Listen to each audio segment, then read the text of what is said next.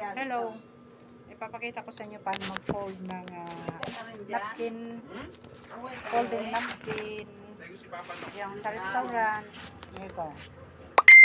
Yan o, yan. Ito kasi alanganin ang laki niya. So, ganito yan o. So, ganito. No? Ipapantay natin ang ganon. Ate Bernie, kamusta ba? Tapos, Sila mo kung dyan? gano'n natin. Dyan. Ayan na. Madali na lang. Dyan. Tsaka natin i-ganon. Ano yung pupunta? Punta kayo ng birthday ng papa mo? Ano?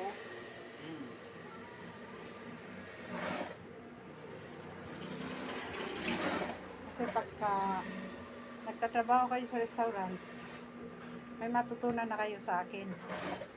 Oo. Tanggap na kayo agad sa interview pa lang. Kasi sasabihin ng manager, may alam ka ba? Tapos isasabihin mo, oo.